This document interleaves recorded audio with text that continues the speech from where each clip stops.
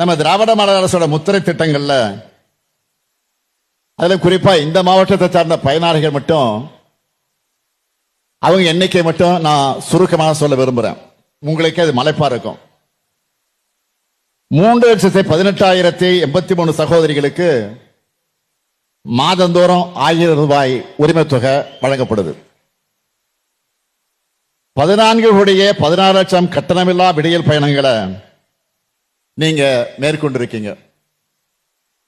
14,446 மகளிர் சுய உதவி குழுக்கள் உருவாக்கப்பட்டிருக்கு. அந்த சுய உதவி குழுக்களுக்கு இதுவரை 3,894 கோடி ரூபாய் கடனுதவி தரப்பட்டிருக்கு.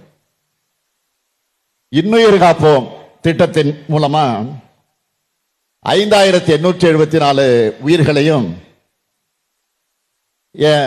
குடும்பங்களையும் காப்பாற்றி இருக்கிறோம். மக்களை தேடி மருத்துவ திட்டத்தின் மூலமா 4,79,228 பேர் சிகிச்சை பெற்றிருக்காங்க. 88,000 பெண்கள் மகப்பேறு நிதி உதவி பெற்றிருக்காங்க. நலம் காக்கும் ஸ்டாலின் முகாம்கள் மூலமா 19,179 பேர் பயனடைஞ்சிருக்கிறாங்க. 66,000 மாணவர்களுக்கு தினமும் காலையில சூடான சுவையான சத்தான காலை உணவு வழங்கப்படும். 33,650 மாணவிகளுக்கு மாதந்தோறும் புதுமை பெண் திட்டத்தின் மூலமா 1000 ரூபாய் வழங்கிட்டு இருக்கோம். 64,025 மாணவ மாணவியருக்கு சைக்கிள் வழங்குகிறோம். 3,136 மாற்றுத்திறனாளிகளுக்கு பல்வேறு உதவிகளை செஞ்சுக்கிட்டு இருக்கிறோம். ஆதிதிராவிடர் பழங்குடியினர் நலத்துறையின் கீழே 44,000 மாணவ மாணவியருக்கு பல்வேறு உதவி தொகைகள் வழங்கிட்டு இருக்கோம். அது மட்டுமல்ல, மிக முக்கியமா இதுவரைக்கும் 37,615 பேருக்கு பட்டா வழங்கி இருக்கிறோம்.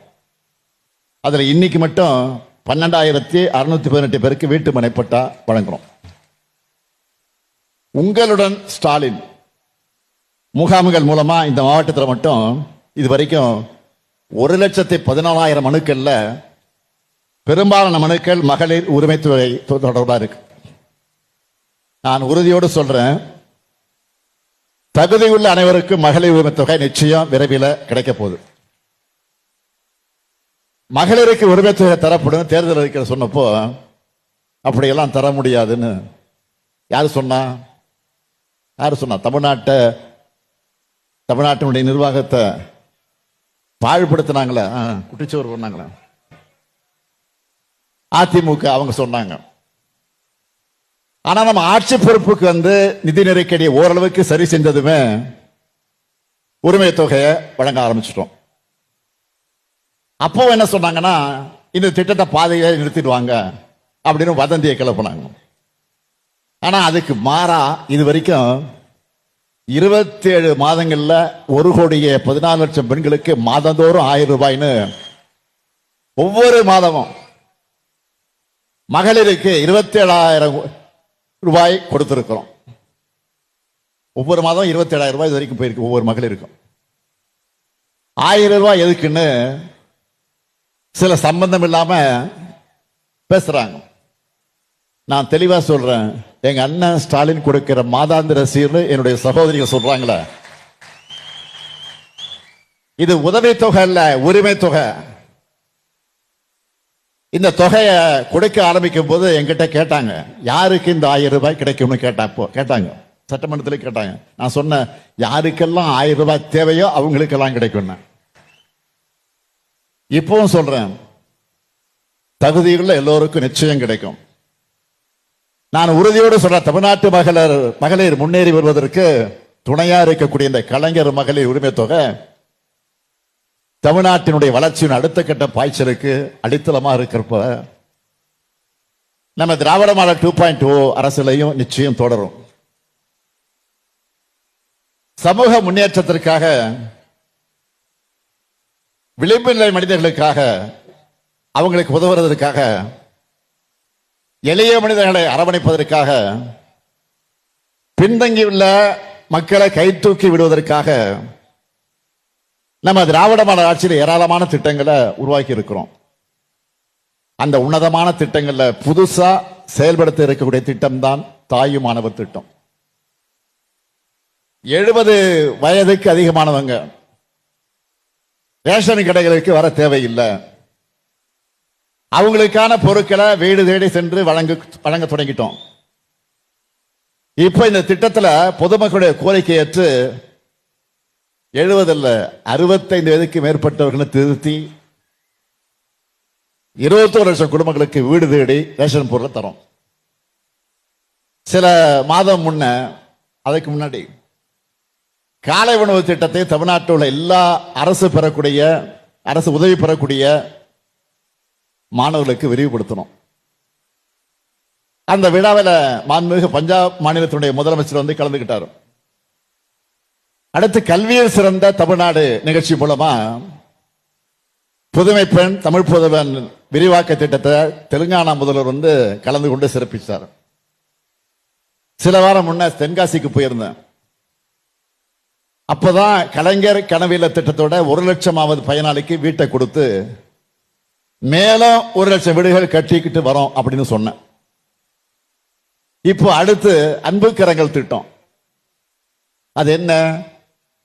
பெற்றோர்கள் இல்லாத குழந்தைகளின் 18 வயது வரையிலான பள்ளி படிப்பு முடியும் வர மாதம் 2000 ரூபாய் உதவித்தொகை வழங்கப்பட்டு வருது. அதனுடைய இன்னொரு தொடர்ச்சியாகத்தான் அடுத்த நிகழ்ச்சி அன்பு சோலை திட்டத்தை இன்று நான் தொடங்கி வச்சிருக்கிறேன். மார்ச் மாசம் பட்ஜெட்ல சொன்னோம். வேலைக்கு போற பலருடைய வீடுகளில் முதியோர்கள் தனிமையில் இருக்காங்க. அவங்களுடைய தனிமையை போக்கி நட்பு வட்டத்தை உருவாக்கி மனமும் உடலும் சுறுசுறுப்பா இருப்பதை இந்த மையங்கள் உறுதி செய்யணும்னு சொன்னோம். அதுக்காக 25 மையங்களை தமிழ்நாடு முழுக்க முதற்கட்டமா இன்று தொடங்குகிறோம். அவங்களுக்கு சிற்றுண்டி, மதிய உணவு, பிசியோதெரபி பயிற்சி, தொலைக்காட்சி, இன்டோர் கேம்ஸ் உள்ளிட்ட பொழுதுபோக்குகள், கைவினை பயிற்சிகள்னு தேவையான எல்லாமே அன்புச்சோலை மையத்தில் கிடைப்பது போல இந்த திட்டத்தை வடிவமைச்சிருக்கோம். இதனால வீட்டில் இருக்கக்கூடிய பெரியவங்களா அந்த பெரியவங்களை தனியா விட்டுட்டு வேலைக்கு போறவங்களுக்கும் டென்ஷன் இல்லை, முதியோர்களை மகிழ்ச்சியா பாதுகாப்பா இருப்பாங்க. இப்படி எந்த ஊருக்கு போனாலும் ஒரு புது திட்டம் தொடக்கம், திட்டங்களின் விரிவாக்கம். இப்படி நாம் செயல்படுற காரணத்தினால எதிரிகளுக்கெல்லாம் கிளி பிடிச்சிருக்கிறாங்க. அதுவும் வாக்கு வங்கி தேர்தல்னு எதை பத்தியும் கவலைப்படாம எல்லா தரப்பினருமான திட்டங்களா நாம் செயல்படுத்திட்டு இருக்கிறோம். இப்படி நம்ம திராவிட மாடல் செயல்படுத்த திட்டங்கள் பிற மாநிலங்களுக்கு மாடலா அமைஞ்சிருக்கு. தெலுங்கானா, பஞ்சாப்ல நம்ம முதலமைச்சர் காலை உணவு திட்டத்தை தொடங்க போறதா அறிவிச்சுட்டாங்க. இந்தியா தாண்டி கனடாவில் இப்போ இது செயல்படுத்தப்படுது. இதுதான் நம்ம மாடலுக்கு கிடைத்திருக்கக்கூடிய வெற்றி. அது மட்டுமா, இலவசங்களை கொடுத்து மக்களை சோம்பேறியாக்குறோம்னு குற்றச்சாட்டை வச்சது யாரு? பாஜக. அந்த பாஜகவே அவங்க ஆளுகிற மகாராஷ்டிரா, மத்திய பிரதேசத்தில் இந்த திட்டத்தை செயல்படுத்துறாங்க. இதே போல நம்ம விடியல் பயண திட்டமும் எல்லா மாநிலங்களும் வரிசையா தேர்தல் வாக்கு இடம்பெற்றுட்டு வருது. அப்படி சொன்ன கட்சிகள்லாம் வெற்றியும் பெற்றிருக்காங்க. இப்ப உலக நாடுகள் பின்பற்றுது. நியூயார்க் மாநகர மேயர் தேர்தலில் கட்டணமில்லா பேருந்து வாக்குறுதி கொடுத்து சோர்தான் மம்தானி அங்க ஜெயிச்சிருக்கிறார். அவர் ஏழை எளிய மக்கள் பக்கம் நின்று இந்த வாக்குறுதியை தந்ததும் பெரும் பணக்கார பக்கம் நின்ன அதிபர் டிரம்ப் நியூயார்க் மாநகரத்துக்கான நிதியை நிறுத்திவிட மிரட்டி பார்த்தார். ஆனா அந்த மிரட்டல் அதற்றெல்லாம் மீறி மம்தானி தான் அங்கே வெற்றி பெற்றிருக்கிறார். எதுக்காக சொல்றேன்னா, அதுக்காக சொல்றேன், உங்களுக்கே புரிஞ்சிருக்கும். எல்லாருக்கும் எல்லாம் இயங்குகிறது தான் திராவிட மாடல். எல்லாருக்கும் எல்லாம் கிடைக்க உழைக்கிறதும் பாடுபடுறதும் எளிதானதல்ல. அதனால்தான் கவனத்தோடு தொலைநோக்கு சிந்தனையோடு நாங்கள் செயல்பட்டுக்கிட்டு இருக்கோம். ஆனா சிலர் இது போன்ற திட்டங்களை மதிக்காம அரசியல் உள்நோக்கத்தோடு ஆட்சியை குறை சொல்லி பேசிக்கிட்டு இருக்காங்க. எதிர்கட்சினா எல்லாத்தையும் எதிர்க்கணும்னு இல்லை. ஆனா இன்றைய எதிர்கட்சிகள் மக்கள் நலத்திட்டங்களையும் பயன்பெறக்கூடிய மக்களையும் கொச்சைப்படுத்தி பேசுறாங்க. என்ன செய்யறது? அவங்களுடைய குணம் அப்படி. அவங்களுக்கு தெரிஞ்ச பண்பாடு அவ்வளவுதான். என்னை பொறுத்த வரைக்கும் போற்றுவார் போற்றட்டும், புழுதிவாரை தூற்றுவார் தூற்றட்டும், நம் பணி மக்கள் பணி. அதை நாம் பார்ப்போம்னு செயல்பட்டு வரேன். எதிர்கட்சிகள் என்ன பொய் சொன்னாலும், பொறாமையில மக்கள் நல திட்டங்கள் தேவையில்லை, 1000 ரூபாய் வேணாம்னு சொல்லி கொச்சைப்படுத்தினாலும் மக்கள் அவங்கள மதிக்கிறது இல்லை. தொலைக்காட்சியிலையும் சமூக வலைத்தளங்களையும் பேட்டியளிக்கிற மக்கள் பலரும் நம்மளோட ஒவ்வொரு திட்டத்தை ஆதரிச்சு பேசுறாங்க. ஏன் இங்க எனக்கு முன்னர் ஒரு தம்பி பேசினாரு, ஒரே குடும்பத்தில் எத்தனை திட்டங்கள்ல பலன் பெறுறோம் தெளிவா சொன்னாரு, ஆதாரத்தோடு சொன்னாரு. இதுதான் எதிர்கட்சிகளின் இந்த பொய்களுக்கான அந்த தம்பியினுடைய பதிலடி. நம்மோட திட்டங்கள் எந்த அளவுக்கு பயனுள்ளதா இருக்குன்னு நீங்க சொல்லி கேட்கிறப்போ எனக்கு அளவில்லா மகிழ்ச்சி ஏற்படுது. மக்களாகிய நீங்க தான் திராவிட மாடல தூதுவர்களாக செயல்படுறீங்க. திராவிட முன்னேற்ற கழக அரசு, மக்களான நீங்களும் தமிழ்நாட்டோட முன்னேற்றம் என்ற ஒரே சிந்தனையில, ஒரே வேவ் லென்த்ல இருக்கும். அதனாலதான் திராவிட மாடல் 2.0 கன்ஃபார்ம் ஆயிடுச்சுன்னு நான் எங்கே போனாலும் நம்பிக்கையா சொல்றேன். தேர்தல் நெருங்கி வந்துடுச்சு. இப்பவே தேர்தலுக்கான பணிகள் எல்லாம் தொடங்கிடுச்சு. இந்த நேரத்தை உங்ககிட்ட நான் வைக்கிற முக்கியமான வேண்டுகோள் என்னன்னா, பொதுமக்கள் அனைவரும் தங்களுடைய வாக்குகளை உறுதி செஞ்சுக்கணும் கேட்டுக்கிறேன். நமக்குத்தான் போட போறீங்க, இந்த ஆட்சி தான் வரணும்னு போட போறீங்க, அதுல எந்த சந்தேகம் இல்லை. ஆனால் வாக்காளர் பட்டியலில் உங்கள் பெயர் இருக்கிறத நீங்க உறுதி செஞ்சுக்குங்க, அதான் முக்கியம். ஏதாவது ஒரு காரணத்தை சொல்லி உங்களுடைய வாக்குகள் நீக்கப்பட்டு விடக்கூடாது என்பதில் கவனமா இருக்கணும். இந்திய தேர்தல் ஆணையத்தோட ஒரே வேலை தேர்தலை முறையா, ஒழுங்கா, நேர்மையா, உண்மையா நடத்துறது தான். அதை கூட அவங்க பல மாநிலங்களில் செய்யல. மற்ற மாநிலங்களிலிருந்து வரக்கூடிய செய்திகளை படிக்கிறப்போ நமக்கெல்லாம் அதிர்ச்சியா இருக்கு. நீங்க எல்லாரும் செய்திகள்ல, சோசியல் மீடியாக்களை பார்த்திருப்பீங்க.